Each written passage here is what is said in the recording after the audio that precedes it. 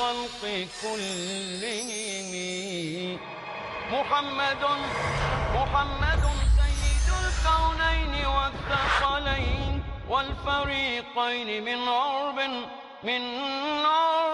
ومن عجم هو الحبيب الذي ترجى شفاعته.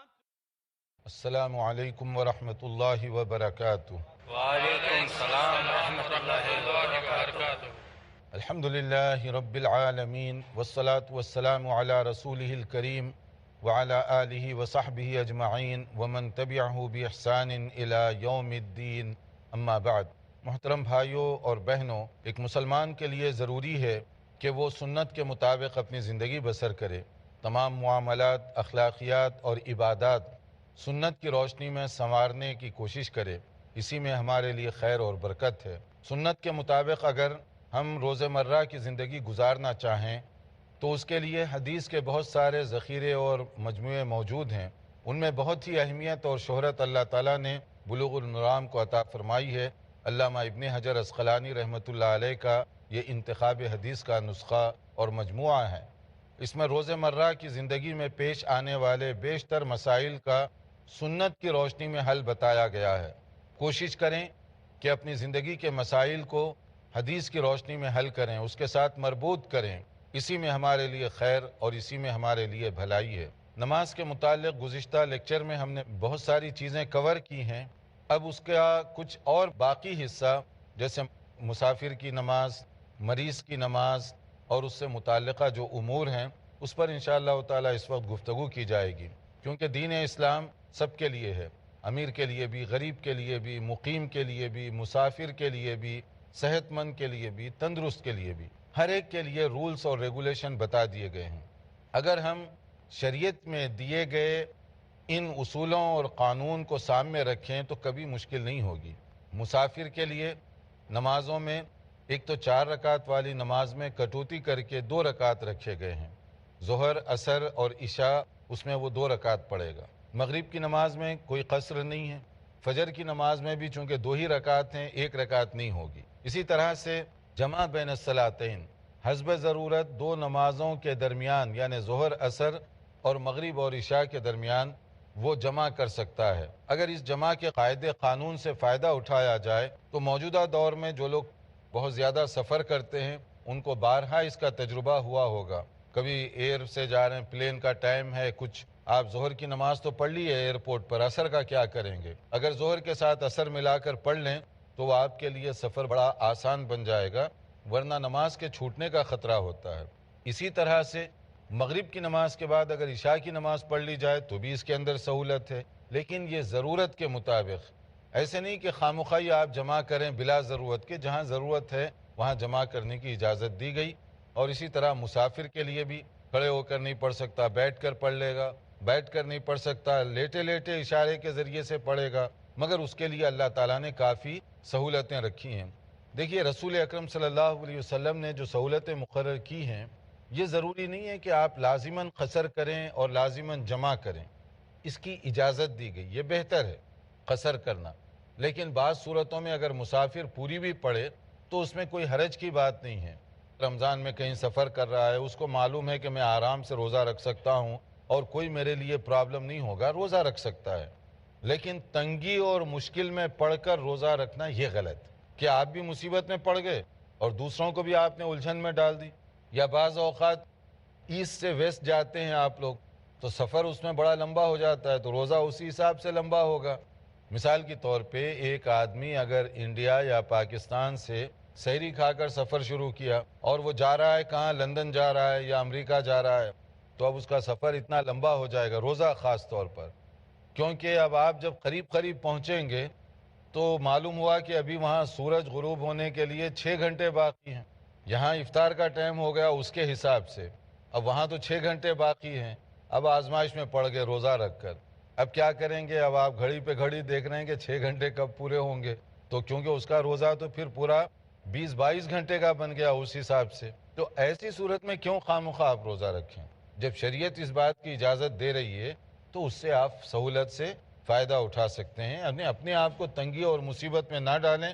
شریعت جس بات کی اجازت دے رہی ہے آپ اس سے فائدہ اٹھائیں. آگے دیکھیے کہ کب نبی صلی اللہ علیہ وسلم قصر کیا کرتے تھے سفر میں، ڈسٹنس، فاصلہ کتنا ہونا چاہیے، اس میں بھی بڑی گنجائش رکھی گئی ہے۔ عرف عام میں جس چیز کو آپ سفر سے تشبیہ دیں، سفر سمجھیں، تو وہ سفر ہے۔ اس کے لیے پراپر مائلیج کو تقسیم کرنا یہ ایسے نہیں حدیث میں بیان کیا گیا۔ صحابہ کرام نے اپنے اپنے مشاہدات بیان کیے۔ اپنے اپنے مشاہدات کا مطلب کیا ہے؟ کسی موقع پر دیکھا گیا کہ 3 میل سے آپ نے زیادہ کا سفر کیا، ہو سکتا 5 میل، 6 میل، 8 میل، 10 میل، یعنی اس سے زیادہ کا سفر، تو اس میں آپ نے قصر کیا، تو وہ صحابی نے وہی بات نقل کر دی۔ کبھی دیکھا گیا کہ نبی کریم صلی اللہ علیہ وسلم نے 15-16 میل کا سفر کیا، اس میں قصر کیا، دوسرے صحابی نے وہ واقعہ نقل کیا۔ تو یہ جو مسافت کے بارے میں مختلف اقوال ہیں صحابہ کرام کے، یہ ایک دوسرے کو کنفلکٹ نہیں کر رہے ہیں، اپنا اپنا تجربہ بیان کیا جا رہا، اپنا اپنا مشاہدہ بیان کیا جا رہا۔ اسی لیے اس میں سب سے آسان رائے جو دی جاتی ہے وہ یہی کہ جس کو آپ سفر سمجھیں، اپنے شہر سے باہر نکل کر جس کو سفر کنسیڈر کریں، وہ سفر ہے، اور اس میں آپ قصر وغیرہ کے جو مسائل ہیں اس کو اپلائی کر سکتے ہیں۔ بعض لوگ اتنا مائلیج کے بارے میں کہ 47 ہوا کہ 46 ہوا، آدھا میل زیادہ ہوا کہ آدھا میل کم ہوا، کیونکہ اس کے بغیر گویا قصر نہیں ہو سکتی۔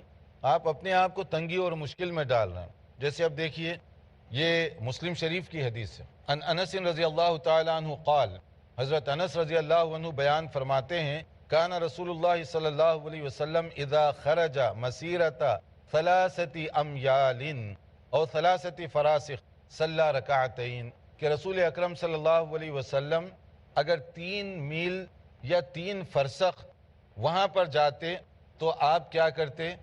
قصر کیا کرتے تھے۔ اگر 3 میل کو لے لیا جائے تو بہت کم ڈسٹینس بنا، اور اگر 3 فرسخ کو لے لیا جائے تو فرسخ ہوتا ہے 3 میل کا عام طور پر۔ یوں سمجھ لیجئے کہ 3 فرسخ کا مطلب کتنا ہوا؟ 9 میل۔ اس پر بھی قصر کی نماز ہو سکتی ہے۔ تو یہ وہ بعض لوگ جو 45 46 کی لازمی شرط رکھتے ہیں، دونوں معنوں کی صورت میں یہاں گنجائش نکل رہی ہے۔ فرسخ کو بھی اگر آپ لے لیں پھر بھی 10 میل کے اندر اندر کا فاصلہ وہ بنا۔ اس لیے جو لوگ یہ رائے دیتے ہیں کہ عرف عام میں جس کو آپ سفر سمجھیں، اب جیسے کوئی آدمی رہ رہا ہے سمجھیے لندن میں، کوئی رہ رہا ہے نیو یارک میں، کوئی رہ رہا ہے بمبئی میں، کوئی کراچی میں رہتا ہے، تو وہاں روزانہ ٹریولنگ تو 10 میل سے زیادہ ایک آدمی کرتا ہوگا۔ جو کام کرنے والے ہیں اپنے گھر سے آفس میں جانے اور واپس آنے کا جو ہے روزانہ ان کو 20 میل سے زیادہ کا چکر پڑ جاتا ہے، تو وہ ہیں اپنے شہر ہی میں، تو کیا وہ قصر کریں گے؟ نہیں کر سکتے، کیونکہ آپ اپنے شہر میں ہیں۔ اگرچہ کہ گھر سے آفس کا فاصلہ آپ کے تقریباً 10 میل سے زیادہ ایک طرف کا بن رہا ہے، تو وہ آپ قصر نہیں کر سکتے، کیونکہ قصر اس وقت ہوگا جب آپ اپنے شہر سے باہر نکل گئے۔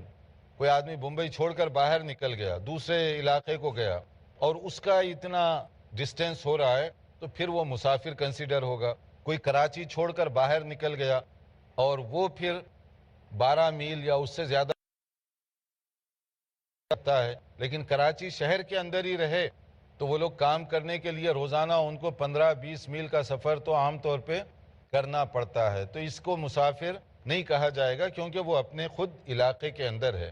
تو بعض بڑے شہروں میں اس طرح کے حالات پیدا ہو سکتے ہیں۔ تو عرف عام میں جس کو آپ مسافر سمجھیں تو آپ اس پہ سفر کے جو رولز ہیں وہ پورے اپلائی کر سکتے ہیں، قصر وغیرہ، اس کی شرعی لحاظ سے آپ کو اجازت دی گئی ہے۔ اب آپ دیکھیے اس کے بعد کہ مزید نبی کریم صلی اللہ علیہ وسلم کے ساتھ ایک اور تجربہ بتایا گیا صحابہ کرام کا۔ خرجنا مع رسول اللہ صلی اللہ علیہ وسلم من المدینۃ الی مکہ، نبی کریم صلی اللہ علیہ وسلم نے جب سفر فرمایا مدینہ منورہ سے مکہ مکرمہ، یہ تو لمبا ڈسٹینس ہے، تو اس میں کیا ہوا؟ فکان یصلی رکعتین رکعتین، تو آپ 2 رکعت ہی پڑھتے رہے۔ کب تک؟ حتی رجعنا الی المدینۃ، یہاں تک کہ آپ واپس مدینہ پہنچ گئے۔ صحیح بخاری کے یہ الفاظ ہیں، یعنی مدینہ منورہ سے روانہ ہوئے، سفر میں پورے کا پورا آپ مسافر تھے، پھر مکہ مکرمہ سے واپس آنے تک آپ مسافر ہی تھے، مدینہ پہنچنے تک آپ مسافر تھے۔ تو اس کے لیے سفر جتنے بھی دن، مثلا آپ یہ نہیں کہہ سکتے کہ 1 مہینے سے آپ سفر کر رہے ہیں لہٰذا اب قصر ختم ہو گئی۔ اگر مسافر ہیں آپ، ٹریولنگ کنڈیشن میں ہیں، ٹریول کر رہے ہیں، آپ کا سفر لمبا ہو رہا ہے، تو آپ جو ہے مسافر سمجھے جائیں گے، چاہے اس کے اندر سفر کی حالت میں راستہ طے کرتے کرتے ہفتہ لگ گیا، 10 دن لگ گئے، مہینہ لگ گیا، تو بھی آپ سفر ہی کر رہے ہیں نا، اپنے علاقے میں نہیں پہنچے آپ، یا کسی ایسی جگہ نہیں پہنچے جہاں جا کر آپ مستقل یا ایک لمبی مدت کے لیے قیام کرنا چاہتے ہیں، تو اس لیے وہاں پر مسافر کے جو رول ہیں وہ آپ کے اوپر بھی اپلائی ہوں گے۔ اب کب تک آپ کریں گے، کتنے دن ہے اس کا، اس میں عام طور پہ 2 باتیں بتائی گئیں۔ ایک یہ ہے کہ اگر پہلے سے آپ کو معلوم ہے، ٹائم ٹیبل طے ہے سفر کا، میں جا رہا ہوں یہاں سے کوئی بھی شہر کو، اور آپ پہلے سے طے کر لیتے ہیں کہ مجھے وہاں جا کر 10 دن رہنا ہے مثلا، تو 10 دن طے ہو گئے نا، تو پھر کیا کریں گے آپ، اگر ایک فگر ہے جو بتایا گیا 4 دن، اگر پہلے سے طے ہے کہ 4 دن سے زیادہ مجھے وہاں رکنا ہے تو آپ مسافر نہیں بلکہ وہاں مقیم سمجھے جائیں گے۔ اور اگر انسرٹنٹی ہے، غیر یقینی صورتحال ہے، ریزرویشن نہیں مل رہا ہے، جب ریزرویشن ملے گا میں نکل جاؤں گا، تو اس طرح سے آپ 2 مہینے بھی رہیں گے آج کل میں، تو مسافر سمجھے جائیں گے، کیونکہ غیر یقینی صورتحال ہے۔ تو دونوں میں فرق ہے، پہلے سے طے ہے تو اس کا رول الگ ہے، اور اگر پہلے سے طے نہ ہو تو اس کا رول الگ ہے۔ مزید معلومات کے لیے دیکھتے رہیے ہمارا پروگرام، ایک مختصر وقفے کے بعد انشاءاللہ حاضر ہوتے ہیں۔ محمد سید الكونین والثقلین۔ اسلام میں مسافر اور بیمار کے لیے بڑی رعایت رکھی گئی ہے تاکہ وہ آسانی کے ساتھ دین پر عمل کر سکیں، انہیں دشواری نہ پیش آئے۔ تو ان میں سے ایک قصر ہے نماز، اور اسی طرح سے جمع کا مسئلہ ہے۔ مسافر قصر بھی کر سکتا ہے اور حسب ضرورت جمع بھی کر سکتا ہے ظہر عصر اور مغرب اور عشاء کے درمیان، تاکہ اس کے لیے آسانی اور سہولت ہو۔ اور مسافر کب سے شروع ہوگا، 9 میل سے بھی مسافر شروع ہو جائے گا، یعنی اپنے شہر کو چھوڑ کر اگر وہ کسی دوسرے علاقے میں پہنچتا ہے جو 9 میل ہے، وہاں سے لے کر بعض علماء نے 45 میل، بعض نے 48 میل، بعض نے 50 میل، 52 میل اس طرح کی مسافت بتائی ہے۔ اور آج کل اگر زیادہ سے زیادہ کو بھی لے لیا جائے 50 میل، پھر بھی بہت معمولی سی ہے، اور اس میں آپ بڑے آرام اور اطمینان کے ساتھ سفر کے جو رولز ہیں وہ اپنے اوپر اپلائی کر سکتے ہیں۔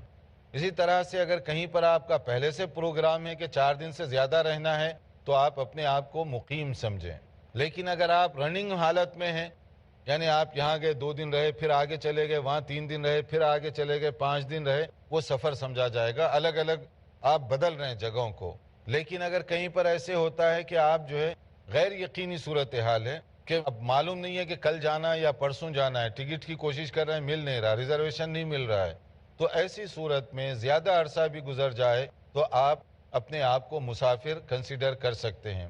نبی کریم صلی اللہ علیہ وسلم ایک موقع پر مکہ مکرمہ جب خاص طور پہ فتح مکہ ہوا، طویل عرصے کے لیے رکے وہاں پر، آپ 17 دن یا 19 دن کا فگر بتایا گیا، اگر آنے جانے کے دن کو چھوڑ بھی دیا جائے تو اس میں آپ قصر کرتے رہے۔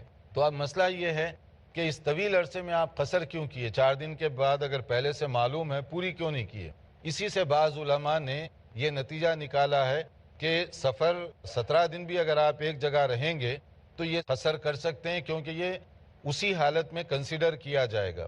لیکن دوسرے علماء نے اس کا یہ جواب دیا ہے، چونکہ فتح مکہ کے بعد آپ کی سچویشن نارمل مقیم کی نہیں تھی، بلکہ وہاں جہاد کے مسائل درپیش تھے، اور آپ کے مختلف صحابہ مختلف دستے مختلف علاقوں میں بھیجے گئے تھے، کوئی ادھر بھیجا گیا، کوئی ادھر بھیجا گیا، کوئی ادھر بھیجا گیا، یعنی ایک موومنٹ تھی اور اس میں جہاد کی کیفیت تھی۔ تو اس لیے غالباً ہو سکتا ہے آپ نے اس میں قصر کیا ہو طویل مدت کے لیے، کیونکہ وہی جو غیر یقینی صورتحال ہے، جیسے جہاد وغیرہ میں ہوتا ہے کہ آج مارچ کرنا پڑے، کل مارچ کرنا پڑے، کل آگے بڑھنا پڑے، شاید یہ سبب رہا ہوگا، اللہ عالم۔ لیکن دونوں کے اپنی جگہ دلائل ہیں کہ چاہے 17 دن کے لیے سفر کنسیڈر کریں، چاہے 4 دن کے لیے، لیکن اس سلسلے میں اگر 4 دن کو ہم لے لیں تو وہ زیادہ احتیاطی بات ہوگی، اور زیادہ تر جو علماء کرام ہیں وہ لوگ اسی رائے کے قائل ہیں تاکہ اپنے آپ کو رسک میں نہ ڈالیں۔ عن ابن عباس رضی اللہ تعالی عنہما قال اقام النبی صلی اللہ علیہ وسلم 19 یوما یقصر، کہ نبی کریم صلی اللہ علیہ وسلم 19 دن تک مکہ مکرمہ میں رہے اور اس میں آپ قصر ہی کرتے رہے۔ اب یہ 19 کا جو فگر ہے وہی جیسے میں نے بتایا کہ نبی صلی اللہ علیہ وسلم فتح مکہ کے بعد طویل عرصے کے لیے رہے، حجۃ الوداع کے موقع پر آپ زیادہ عرصہ وہاں نہیں رہے، اسی طرح سے عمرہ کرنے کے لیے جب آپ تشریف لے گئے تو اس وقت بھی زیادہ عرصے کے لیے وہاں پر آپ نہیں رہے۔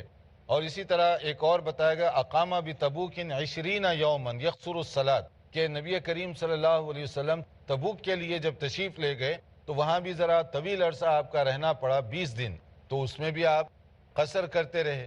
لیکن یہ جو سچویشن ہے یہ عام سچویشن اور حالات سے بدلی ہوئی ہے، اور بعض اوقات سفر میں آپ جمع تقدیم بھی کر سکتے ہیں، جمع تاخیر بھی۔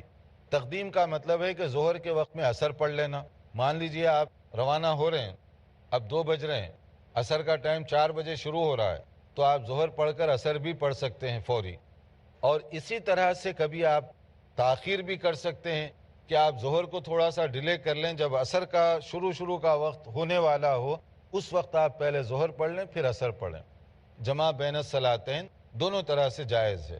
جیسے کہا گیا ان انس رضی اللہ تعالیٰ عنہ قال، حضرت انس رضی اللہ عنہ بیان فرماتے ہیں کان رسول اللہ صلی اللہ علیہ وسلم اذا ارتحل قبل ان تزیغ الشمس اخر الظہر الى وقت العصر، کہ جب رسول اکرم صلی اللہ علیہ وسلم اس وقت تشریف لے جاتے جب زوال کا وقت ہوتا، یا زوال سے پہلے جیسے آپ سمجھ لیجئے کہ ابھی زوال ہونے والا ہے، 1 گھنٹہ رہ گیا، آدھا گھنٹہ رہ گیا، ایسی صورت میں آپ کیا کرتے، ظہر کی نماز لیٹ پڑھتے، سفر شروع کر دیتے اور تھوڑی دیر چلنے لگتے، پھر کچھ دیر چلنے کے بعد ثم نزل فجمع بینہما، یعنی وہاں کہیں پر رک کر دونوں میں جمع کر لیتے۔ فاذا زاغت الشمس قبل ان يرتحل صلی الظہر ثم رکب، اور کبھی ایسے ہوتا ہے کہ زوال ہو جاتا، اب جب زوال ہو جاتا تو پہلے گھر سے پڑھ کے، یعنی جہاں بھی آپ ہوتے وہاں سے پڑھ کر ظہر کی نماز، پھر اس کے بعد آپ سواری پر روانہ ہوتے۔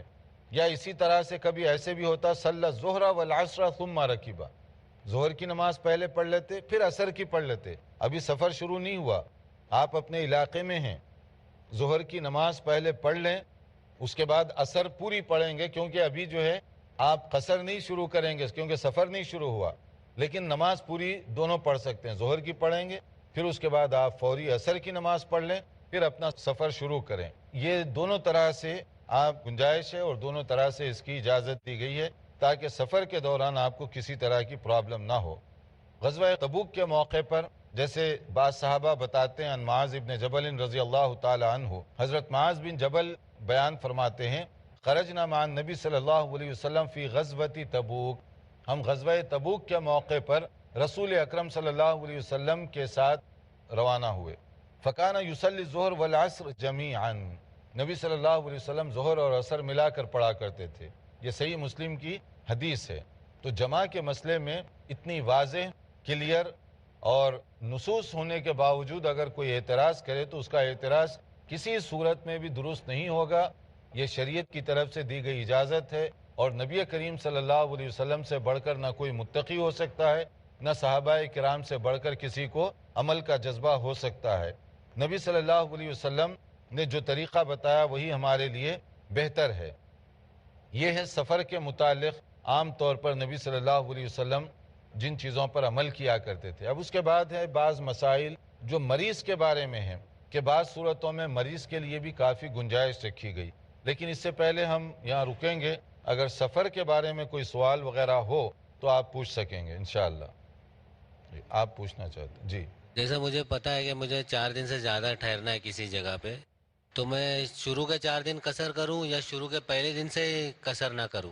ہاں، یہ سوال عام طور پہ لوگوں کے لیے ہوتا ہے اشکال، کہ اگر پہلے سے معلوم ہے مجھے 8 دن ٹھہرنا ہے تو 4 دن میں قصر کروں، 4 دن پورے یا نہیں، ایسا نہیں ہے۔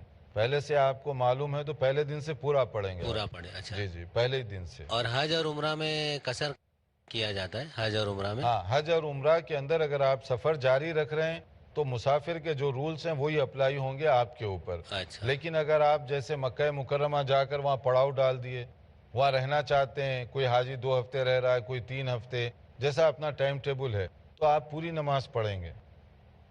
جی، آپ کچھ پوچھنا چاہتے ہیں؟ شیخ، اگر ہم کسی چھوٹے سفر پہ ہوں یا پھر کسی اور دوسرے علاقے میں جاتے ہیں اور وہاں پر نماز کا وقت ہو گیا ہے، لیکن اس مسجد میں نماز 1 گھنٹہ دیری سے ہونے والی ہے، تو کیا ہم اذان دے کر نماز پڑھیں گے یا پھر ہم بغیر اذان کے بھی نماز ادا کر سکتے ہیں؟ ہاں، اگر آپ کسی مسجد میں گئے اور وہاں نماز دیر سے ٹائم ٹیبل کے مطابق نماز کا وقت شروع ہو چکا ہے، مسجد میں اگر ہیں تو اس میں بہتر اور مناسب یہ ہے کہ آپ خود نماز پڑھیں، اذان نہ دیں، اس لیے کہ آپ مسجد میں اذان دیں گے تو اس کی وجہ سے لوگوں میں خواہ مخواہ ایک تشویش ہوگی اور ایک فتنہ ہوگا، کچھ لوگ آئیں گے، کچھ روکیں گے، یہ مناسب نہیں ہے۔ اگر آپ کوئی ایسی جگہ پر ہیں جہاں اذان نہیں ہوتی تو پھر آپ اذان دے کر اس میں نماز پڑھ لیں، وہ زیادہ بہتر ہے۔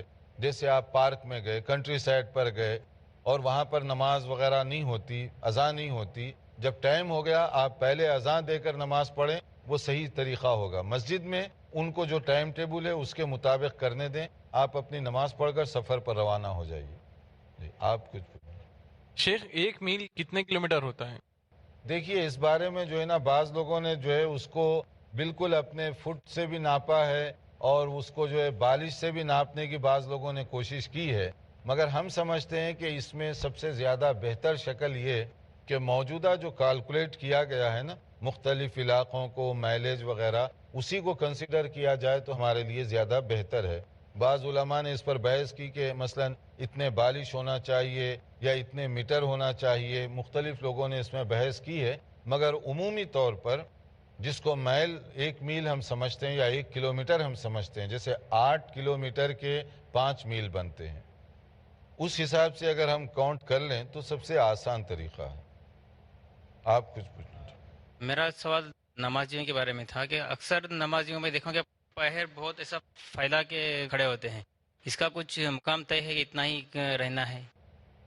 ہاں، دیکھا گیا کہ بعض مساجد میں بعض لوگ جو ہے پاؤں بہت پھیلا دیتے ہیں، تو یہ طریقہ کیسے ہے؟ دیکھیے، نماز میں جو ٹھہرتے ہیں اس کے اندر بہت زیادہ آرام سے ٹھہرنے کی ضرورت ہے، اعتدال سے ٹھہریں آپ تو وہ زیادہ بہتر شکل ہے۔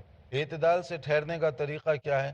اپنا جو شولڈر کا سائز ہے عموماً اسی کے لیول میں پاؤں رکھے جائیں تو اس میں نہ پاؤں پھیلانے کی ضرورت پڑے گی، نہ سجدے میں گیپ پیدا ہوگا، ورنہ بعض اوقات بعض لوگ پھیلا دیتے ہیں بہت زیادہ، جب وہ رکوع یا سجدے میں جاتے ہیں تو گیپ بن جاتا ہے وہاں پر، وہ بھی غلط ہے۔ اور بعض لوگ بہت سکڑ کے رکھتے ہیں پاؤں کو، تو وہ بھی غلط طریقہ ہے۔ اس میں اعتدال کا طریقہ یہ کہ اپنے شولڈر کے سائز کے مطابق، کندھے کے سائز کے مطابق اگر کر لیا جائے تو نہ رکوع میں پرابلم پیش آئے گا، نہ سجدے میں پیش آئے گا، ہر اعتبار سے یعنی ہر وقت آپ کی جگہ بھری رہے گی اور آپ کو زیادہ تشویش بھی نہیں ہوگی۔ صحیح طریقہ اسی اینگل پہ رکھیں آپ انشاءاللہ تعالی۔ سفر کی نماز کے بارے میں جو یہ چیپٹر تھا، اس میں یہ سفر کی جو سہولتیں وہ بیان کی گئیں۔ اب اس کے بعد جو بیمار ہے تو اس کے لیے سہولتیں رکھی گئی ہیں، ان سہولتوں کا ہم آئندہ لیکچر میں تذکرہ کریں گے۔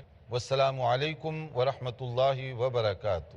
مولاي صل وسلم دائما أبدا على حبيبك خير الخلق كلهم محمد سيد الكونين والثقلين والفريقين من عرب ومن عجم، هو الحبيب الذي ترجى شفاعته، هو الحبيب الذي ترجى شفاعته، لكل هول من الأهوال مقتحم. مولاي صل وسلم